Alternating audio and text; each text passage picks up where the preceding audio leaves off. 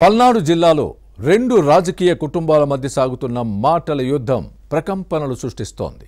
తాతలు తండ్రుల కాలం నుంచి జరిగిన పరిణామాలు ప్రస్తుత అంశాలను ఎంచుకుంటూ ఒకరి గుట్టుమట్లను మరొకరు రట్టు చేసుకుంటున్నారు. ఇద్దరు నేతల మధ్య పల్నాటి పౌరుషం ఉట్టిపడేలా చిన్నపాటి యుద్ధమే సాగుతోంది. ఇంతకీ ఎవరా నేతలు, వారి మధ్య మాటల మంటలకు కారణమేంటో ఈ స్టోరీలో చూద్దాం. కాసు మహేష్ రెడ్డి పల్నాడు జిల్లా గురజాల వైసీపీ మాజీ ఎమ్మెల్యే, జూలకంటి బ్రహ్మారెడ్డి మాచర్ల టీడీపీ శాసనసభ్యుడు. వీరిద్దరి మధ్య సాగుతున్న డైలాగ్ వార్ పొలిటికల్గా ప్రకంపనలు సృష్టిస్తోంది. పల్నాడు జిల్లా వెల్దుర్తి మండలం గుండ్లపాడులో టీడీపీ నాయకుల డబుల్ మర్డర్ ఇప్పుడు రెండు రాజకీయ కుటుంబాల మధ్య చిచ్చురేపుతోంది. ఈ వ్యవహారంలో మాచర్ల మాజీ ఎమ్మెల్యే పిన్నెల్లి రామకృష్ణారెడ్డితో పాటు ఈ నేత సోదరుడు వెంకట్రామిరెడ్డిపై కేసు నమోదైంది. సుప్రీంకోర్టు ఇటీవల మధ్యంతర బెయిల్ కొట్టేసి 2 వారాల్లో లొంగిపోవాలని పిన్నెల్లి సోదరులను ఆదేశించింది. ఈ కేసుపై గురజాల మాజీ ఎమ్మెల్యే కాసు మహేష్ రెడ్డి పిన్నెల్లి సోదరులకు మద్దతుగా మాట్లాడడం విమర్శలకు తావిచ్చింది. టీడీపీ నేతల డబుల్ మర్డర్తో పిన్నెల్లి సోదరులకు సంబంధం లేదన్న మహేష్ రెడ్డి వాదనను జనం తప్పుపట్టారు.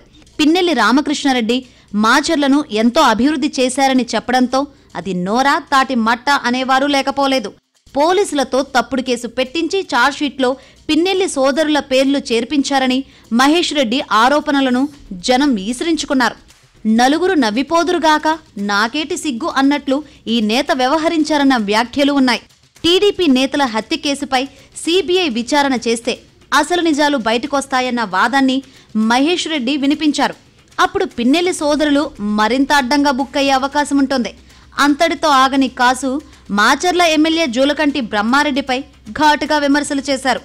వెల్దుర్తిలో సొంత బంధువులు 7గురిని హత్య చేయించింది మీరు కాదా అని ప్రశ్నించడం విడ్డూరంగా ఉందన్న కామెంట్స్ వస్తున్నాయి. హత్య కేసులో ఎమ్మెల్యే ప్రమేయం ఉండబట్టే అప్పట్లో టీడీపీ నుంచి బ్రహ్మారెడ్డిని సస్పెండ్ చేశారన్నది కాసు మహేష్ రెడ్డి వాదన.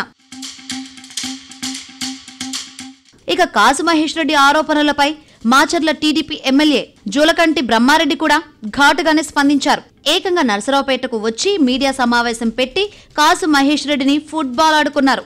పిన్నెల్లి రామకృష్ణారెడ్డి అవినీతి పరుడని, విగ్రహాల దొంగతనం చేసిన వ్యక్తిని జిల్లా వైసీపీ అధ్యక్షుడిగా పెట్టుకున్నందుకు సిగ్గుతో తలవంచుకోవాలన్న జూలకంటి కామెంట్స్ ఫ్యాన్ పార్టీ నేతలకు గట్టిగానే గుచ్చుకున్నాయి. నరసరావుపేటలో భూములను బలవంతంగా లాక్కొని కాసు కన్వెన్షన్ నిర్మించలేదా? జూలకంటి ప్రశ్నించడంతో మహేష్ రెడ్డి బండారం బయటపడినట్లయింది.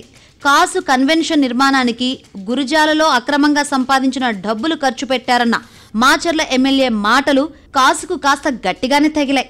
ఇంకోసారి అవాకులు చవాకులు పేలితే ఊరుకొనేది లేదని గట్టిగా వార్నింగ్ ఇచ్చారు జూలకంటి.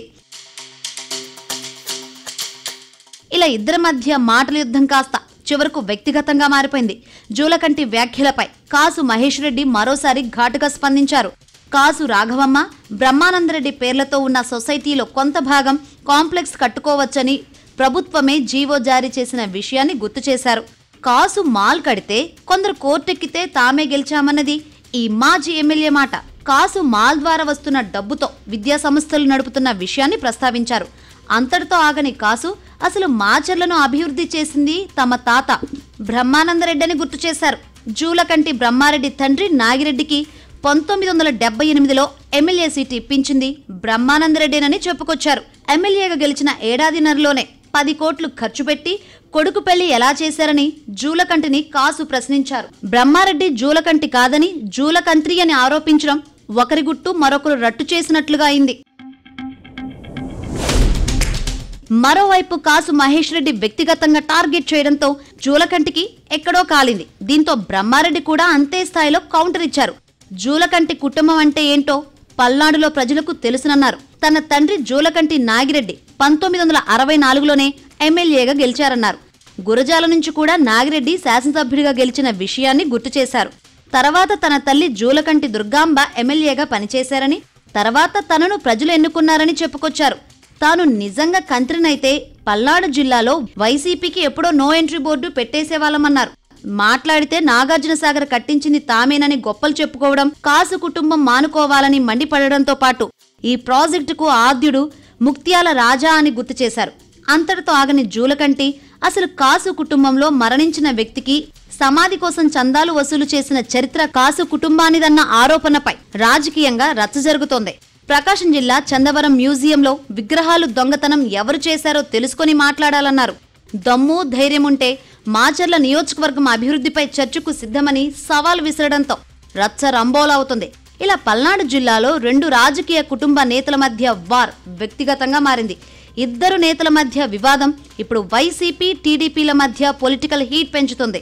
మరి దీనికి ఎండ్ కార్డు పడుతుందో లేదో చూడాలి.